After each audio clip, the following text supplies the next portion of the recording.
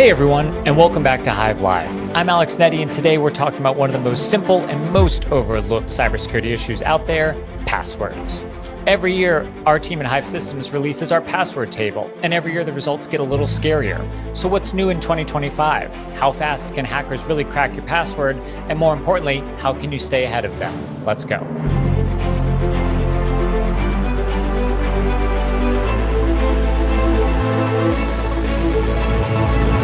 If you're not already following us, what are you waiting for? We're sharing practical cybersecurity insights daily across all the major social media platforms under our handle @Hive Systems. So go give us a follow and stay in the loop. Joining me today, though, is Corey Neskey, the CTO behind our leading cyber risk platform, Derive, and the mind behind the math powering this year's password cracking table. Corey's a cybersecurity innovator with deep roots in statistical modeling and real-world risk analysis. He's built security programs from the ground up, helped shape the future of cyber risk quantification, and as you'll hear, he knows a thing or two about what makes a good or terrible password. Corey is the lead author of this year's table and write-up and has been for the past number of years. Corey, great to have you back. Hello. Corey, so as we know this year in our password table, things looked a little bit different in terms of what's actually in the table, which is great news, and we'll talk about that in just a minute. Of course, I'd be remiss not to call out the fact that our company has rebranded.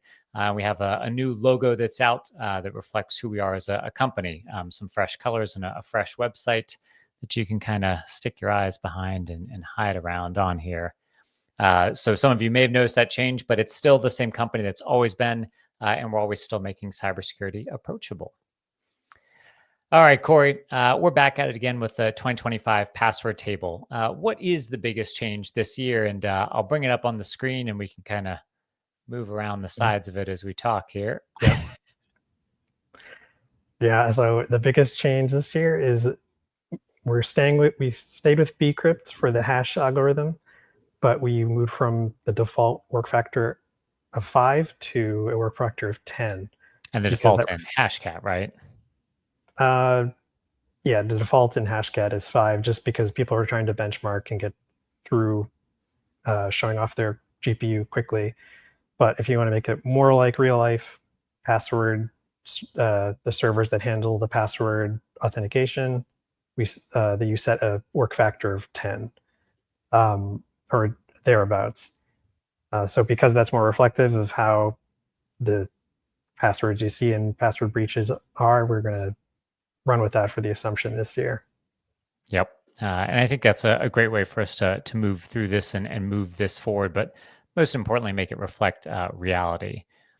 One of the big things I definitely want to talk about too, and this came up in a number of questions that we've seen online from this year's table, is that why do we move to bcrypt in the first place? For the early years, I believe we're using MD5, but we've since changed. So why the change from our end? Well, at the time, MD5 was the most common hash that was appearing in breaches. So 2020 to 2023, you look at have been pwned and other data sets of what passwords are being found on the internet, password digests, I should say. And MD5 was stealing the show, and that actually kept coming back. So unfortunately, a lot of people are still using it because it's fast, it's easy to implement, but it allows millions of guesses per second for that, making the brute force attacks trivial. In 2024, we moved to bcrypt because it's much stronger. It's a slower algorithm, meaning it slows down that brute forcing. And so that's used in more secure systems, even by default by a few technologies you can see in the article. In 2025, we upgraded to bcrypt work factor of 10 to match how real passwords are typically configured. Password servers are typically configured. In this case, we're just showing the distribution of how those different hashes have appeared in breached data sets over the years. MD5, you can see, has that purple presence through the core of each of the years up until recently, where the red, which is bcrypt, has been taking more and more of the stage, which is why we've started to shift that way. Hopefully they don't go back to MD5 because then the password table will get confusing. It'll keep hopping back and forth between MD5 and bcrypt. I was going to say, and I've always enjoyed actually this table every year. We've been updating it the past couple of years, just because over time, this is as new passwords disclosures happen. Of course, it impacts the current year. Oftentimes, when those password disclosures happen in that year, but even past data keeps getting updated as old breaches are found, or at least land out in the wild. So as a result, sometimes we even see changes over the past years. So whereas MD5 used to be the big leader over time. Maybe it shrank a little bit as maybe other breaches have come out over that time period. But this one's always a fascinating one that we update year after year. Can you show the comparison table?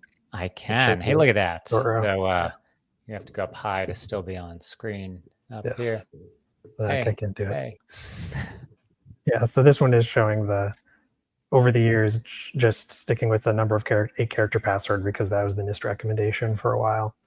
You can see at the very beginning we have RTX 4090s. Then we go up to we assumed this new graphics card from NVIDIA, the 5090, a single card, for anybody's desktop, a good gaming rig. But then we also tried 812, and then moved on to the cloud resources like the A100.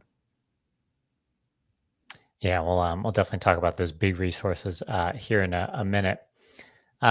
Yeah, definitely looking from a rig perspective there. Obviously, this year, NVIDIA and Jensen Huang have come out with a brand new GPU, of course, which makes great cracking fodder. What do we use for this year's hardware, Corey?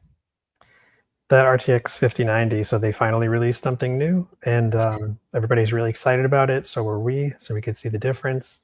But of course, we also wanted to be realistic. If somebody is going to be cracking passwords, are they really just going to stick with their gaming PC in their corner of their room, or are they going to see what they can rent on the internet cheaply and easily? We were able to get a stack of 12 cards rental very easily and affordably. That's just how accessible cloud GPUs Which are. So I loved people a can lot rent of them the comments online were like, "How did you get 12 GPUs? Like, did you burn your house down? You guys millionaires?" And like, the hard part is, for those of you watching, no, you can just rent these online. They're widely available, and you can just go grab them at any point. Which is why this is real. We use real setups to run our own benchmarks and tests, which means that somebody else could do just the same thing. So this isn't some pipe dream for these 12 5090s. For some of the hardware that we talk about that powers things like ChatGPT, that is a bit of a pipe dream and a little far reaching, but this is not some far pipe dream. This is extremely realistic for somebody who is motivated. Yeah. Though that hardware in the cloud we did rent, and multiple of them, the same hardware that's used in ChatGPT, just not the number of GPUs. So instead of 10,000, we were able to use 12. Yeah, no, Which is still nobody's got 20,000 of them, which we'll talk about in a few minutes. I suppose OpenAI does, or Microsoft, wherever it's coming from. Yeah. Um, that is excellent.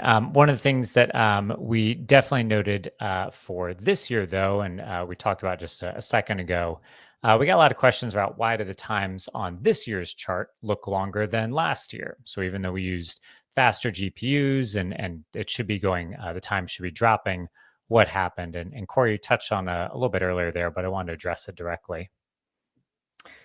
Yeah. So when you're making password authentication technologies, you obviously want somebody in a brute forcing position to be slower. Like you want to make their life difficult. You want to make it more expensive to crack the passwords. So if you bcrypt was made in a way that you could kind of set a value on it to be very low, so that when people are authenticating to your server, it's very quick. They log in very quickly. But when an attacker gets it, you don't want it to be quick. So they'll switch to, you just dial up that setting called the work factor to 10, which just means there's kind of like layers within layers within layers of the hashing happening.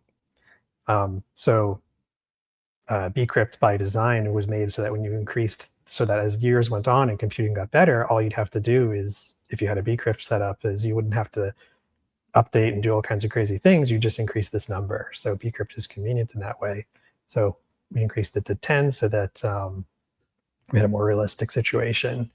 And it shaves, we re-ran last year's setup with bcrypt 10, took 20% about off the times due to the better hardware. And so it's an exponential increase in difficulty when you increase the work factor with bcrypt. Yeah, definitely. And I think that was the big idea is just the change from a work factor of 5 to 10. And even with the hardware, right, the times went up, but not by too much, which was a little astounding. I think that shows the big speed difference from the 4090s to the 5090s. But yeah, as you mentioned, Corey, after we reran the 2024 numbers, so basically on that hardware rig of 12 4090s, but for last year's using the bcrypt work order of 10 as well, we still saw a 20% decrease. So maybe we should update the 2024 one, go back and retroactively change the table. Leave a post in the comments if you care. Yeah, just consider when you're posting that like it could be that for some reason people just become more relaxed with what they configure, and we see a whole bunch of more MD5 data breaches again. I was going to Hopefully say not. one of the reasons people, because you can crank this work order all the way up, as Corey just noted, going from 5 to 10 is pretty exponential in terms of increasing time and slowing things down. So you could go higher, 15, 20, 30. The problem is, if you're an IT expert, you may know that there's a trade-off. Encryption slows things down. So if you cranked your bcrypt up to 5,000 for a work order, it would take forever for somebody to log into a website while it was moving through this kind of process to de-encrypt it and let somebody in and authenticate them. So there is a balance in all of this. So for Yeah. those of you who are going to come for us and say, well, the work order should be higher because that's not best practice. Well, from a lot of our research here, we are seeing that the work order of 10 is kind of the baseline standard. And from all the breaches, appears to be what people are generally configuring as. So if the world collectively moves forward and upwards as computing power increases, then that's great. It's only better for all of us. Speaking of computing power cranking up, we did this back in 2023. I don't think we did it last year for 2024, but we posited on the idea of what if somebody got hold of the hardware behind ChatGPT? There's a lot of talk about will AI help crack passwords, and the answer is maybe it's smarter or better, but we're not as interested in that. In this case, we're really interested in brute forcing, which is purely a hardware problem in all of this. So we posited about what it would be in terms of what the actual hardware was for ChatGPT back in 2023. Since then, OpenAI has released a lot of information about what actually helped train those models and eventually run them today as well. So we're able to make some other guesses about that information and pull that all together. Corey, for you, what does AI powered cracking look like? So if we ran the password table on the hardware that powers AI models like ChatGPT, meaning to train them, we would be talking tens of thousands of high-end GPUs, all massively parallelized. And that kind of power would reduce the offline brute force cracking that we were talking about to minutes or even seconds for weaker passwords. The good news is that the level of compute isn't really affordable or practical for most hackers yet. Or maybe it is, but we haven't seen it yet. Um, but as everybody knows, compute gets cheaper and algorithm choice matters more, but people aren't necessarily changing their algorithms as compute's getting cheaper. It's not like they're looking at the compute cost forecast and updating their bcrypt work factor, but they should. Mhm. So those higher work factors are going to slow everyone down, even these supercomputers, and they slow them down a lot, as you'll see in the tables where we have this theoretical, because we obviously did not rent out 10,000 GPUs. We rented out 1, 8, 12, and found a consistent increase in Yeah, there you speed that go. we were able to extrapolate. Yeah. So as you can see, there's still some difficulty there, but if you really want to target somebody and crack their password, it's doesn't take much if you have the money. Mind you, too, we haven't even talked about the GPUs in this case that are powering ChatGPT. We've been down in the bottom of this kind of section looking at kind of while there's a lot of them crammed together on this graph, if you look there towards the middle section where some of those hexagons are, that's the RTX 5090s in the middle there. That's all NVIDIA's chips with those RTX 5090s. If you go way, way up there, you're finding the A100s and H200s, which OpenAI has disclosed is what's powering theirs. So we're talking about an order of magnitude larger. in terms of computing power, and especially the order of 10,000 or 20,000, which is what's used to train the OpenAI models. Then yeah, we're talking about an immense amount of computing power. It is light years ahead, which is terrifying. Mind you, too, this graph is also, I guess, how do we make this one? Because it's not actually linear, it is exponential. So this isn't even fair to really show because part of those are actually so far out of band that we had to pull this all the way in and make this so that you could put it all in one nice graph. Yeah, it's log scaled. So if you take off the log scale, you have this really wide, awkward looking graph because of just how incredibly powerful these clusters of 10,000 L40Ss are. Yep. Or the Yeah, H200. you can see at the bottom there, 1E plus 16, 1E plus 18. Yeah, it would be, it is so far out there. So this is kind of one of those like, here's the solar system and here's Pluto, but it doesn't really do a good job in Pluto as a planet. This doesn't really do justice for how far away Pluto actually is. Yeah, you didn't think that was coming into Hive Live today, did you? And good point too, Corey, talking about the magnitude of that. Yeah, you may remember here's our current password table on some of those times and everything else that fits in for 12 RTX 5090s with bcrypt 10. Do that same work, but do it instead with the power of ChatGPT's hardware. And it looks a little more like this. That purple has come way down. Those greens have shrank. And so while there's still some exorbitantly large values down there in the bottom right, don't get me wrong, a lot of the things that are recommended, even things that have all the complexity of characters and at 8 characters, which is generally the recommendation lots of ways, that's only 3 months. So for someone who is motivated or trying to get in somewhere, that's a bad sign. Yeah, and this is with that increased work factor. So this is Mm-hmm. people who are securing their servers well as well. So everything goes right. You know, Yep. people are making random passwords. They're long and or complex, and the server, the sysadmin, is doing a good job. Yep. On that note, too, my favorite question that always comes up is around what happens if my password is stolen or I reuse passwords. And ironically, the second most popular image that's shared from our research, besides the main image, is this one, which is, of course, if you're reusing passwords or you insecurely store them or you get phished, then your password table looks like this. Yeah, and a lot of people ask, like, why is that? How is that?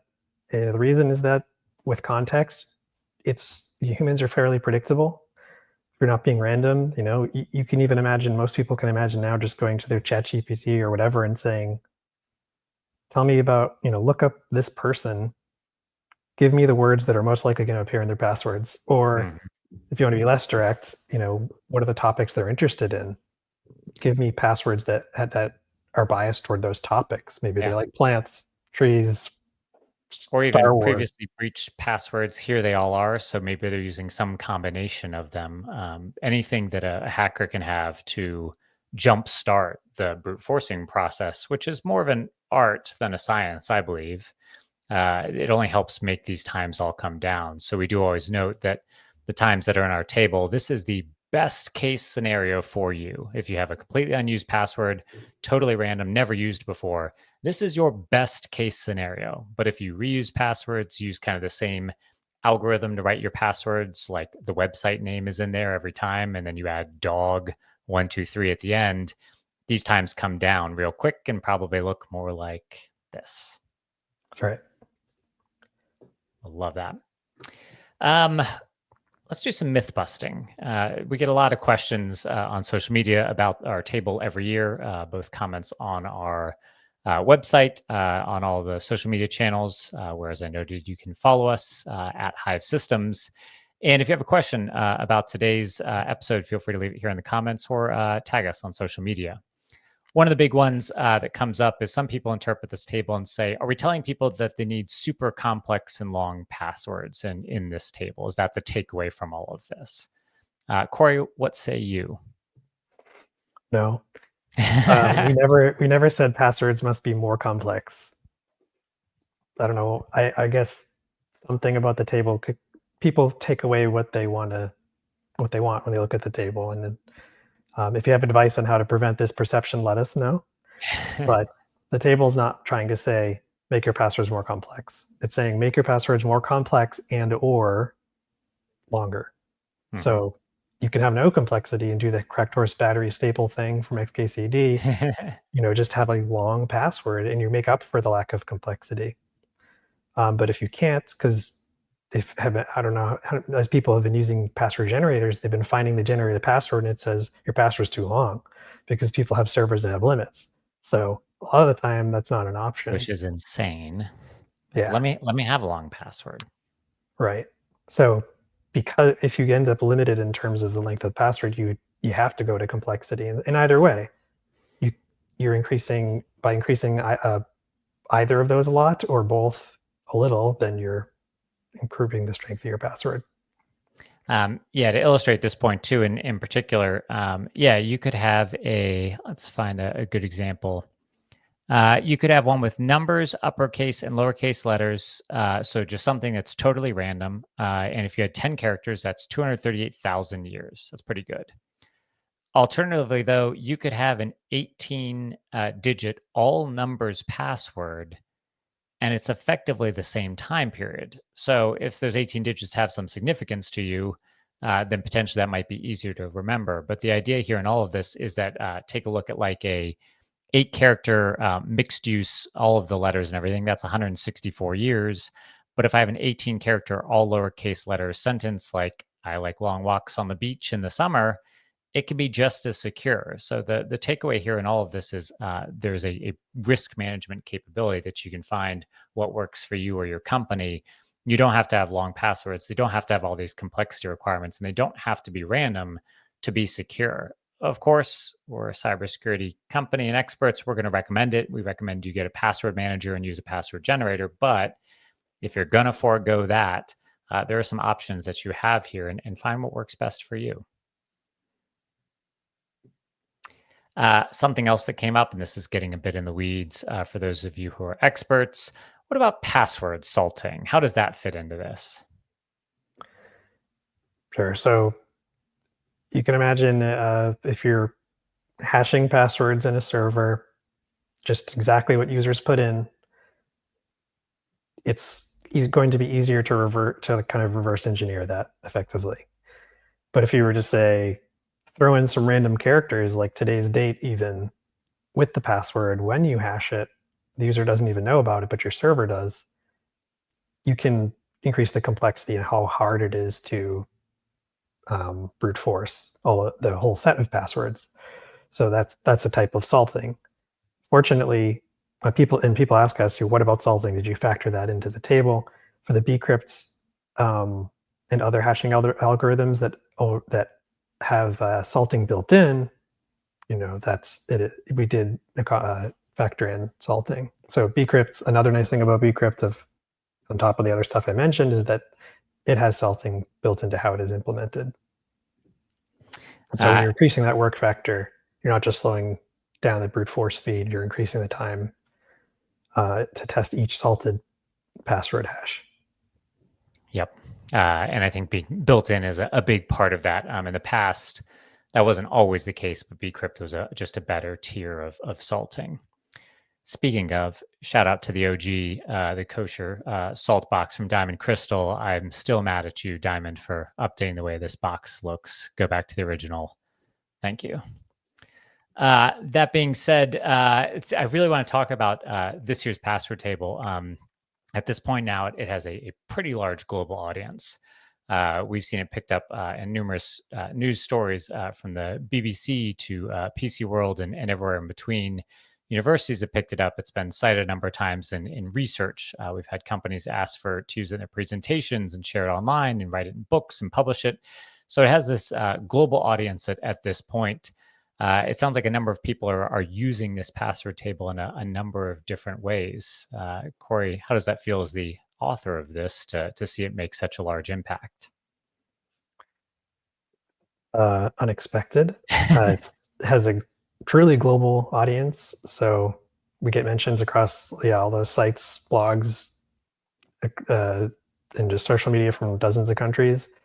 In 2025, we released the table in 11 languages, including Spanish, French, Japanese, Chinese, Korean, Portuguese, trying to slow down, Russian, Arabic, German, and Italian, with help from our viewers. So like if you see one of our tables and we translated it poorly, and we missed a conjugation or declension or something, just let us know. We will happily correct it. We appreciate it.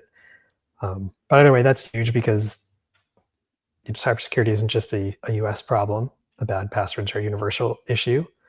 And we're glad that everybody gets access to universal tools for understanding risk.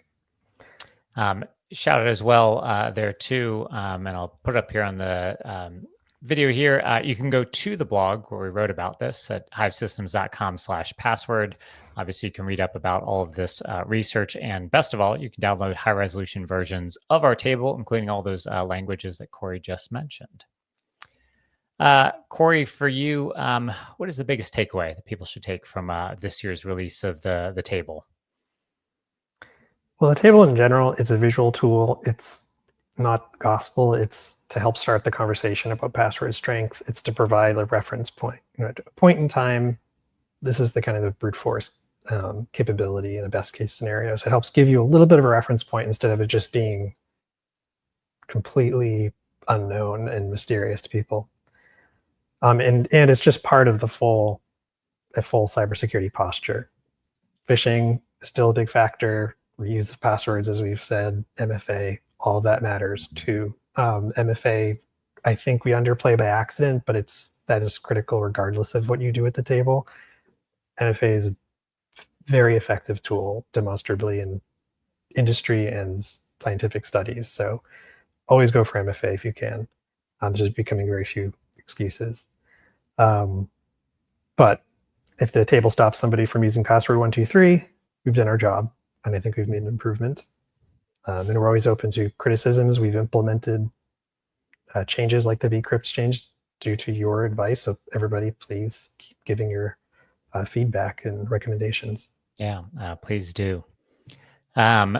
Looking ahead to 2026, obviously NVIDIA is generally on a 2-year cycle for GPUs, so it'll be interesting to see kind of what maybe changes head into the new year. One of the things that's definitely looming on the horizon in my mind is this guy. And so we're keen to see how quickly the advent of quantum computing takes care of kind of, or rather comes to the market and becomes a reality. From a encryption standpoint is bad news. There are a number of quantum resistant encryptions that have been released, which is helpful. NIST has put out a number of guidance on what those encryption algorithms might look like. They're strong enough that they could resist a extremely powerful quantum computer. Of course, quantum computer, though, against something like MD5, and I would probably guess bcrypt, the table looks like this, which is not great. So we as a world need to be doing a better job in preparing for that, because I don't think we're many years away. What is fascinating about encryption cracking, and especially in quantum computing, there's this fear that quantum computers were going to render all encryption useless, which I think is, or at least most encryption useless, which is still true. For me, though, what's terrifying in the meantime is at least some of this massive computing power that's come about as a result of AI-driven hardware.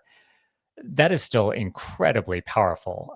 So we're looking at this, and I go, that is terrifyingly orders of magnitude more powerful. If someone got a hold of that hardware, quantum computing is somewhere beyond even that, which is unfathomable at this point.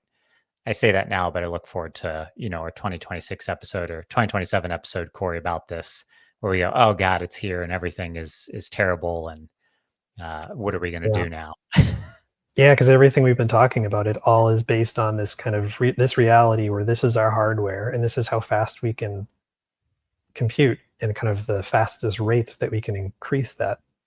Yep. But if a paradigm shift happens with how hardware and processing works, like quantum, then this kind of becomes irrelevant very quickly.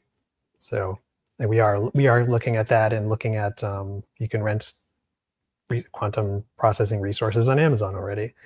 So we're keeping an eye on that and seeing preparing to update the table or create whatever the new thing is when that comes to the fore. And yeah, for better or for worse, passwords are still here. New things are trying to come to the market to help. Things like passkeys and push notifications and passwordless authentication are all maybe starting to help, but how many of your websites are actually supporting that, or apps, or even just logging into a computer? It's not many, unfortunately. So passwords, for better or for worse, still reign supreme. This is our call to the cybersecurity industry, that we still need to be doing better about this to make help people be more secure. But in the meantime, we've got this table. Make good decisions, make strong passwords, and that will help you, your colleagues at work, and your family and loved ones at home as well. Yeah, and MFA is a good defense against quantum resources. That's irrelevant to compute. So great, there it is. MFA all day. That's your main takeaway in all of this. Well, Corey, thank you for the time today. I appreciate it as always, and great work again on this year's write-up. Thank you. That's a wrap for today's episode. Huge thanks to Corey for breaking down the real risks behind bad passwords and giving us a glimpse into the data that makes the 2025 password table so powerful. We'll make sure to drop all the relevant links and tools in the show notes so you can dive in deeper. And if you liked what you heard, be sure to follow or subscribe so you never miss an episode. You can find this one and all of our past and future episodes over at www.hivesystems.com/HiveLive. And hey, if you learned something new, share this episode with a friend, a coworker, or your family's IT person. We're all safer when cybersecurity is a little more approachable. Until next time, remember, when it comes to cybersecurity, you need to act and not react. Thank you.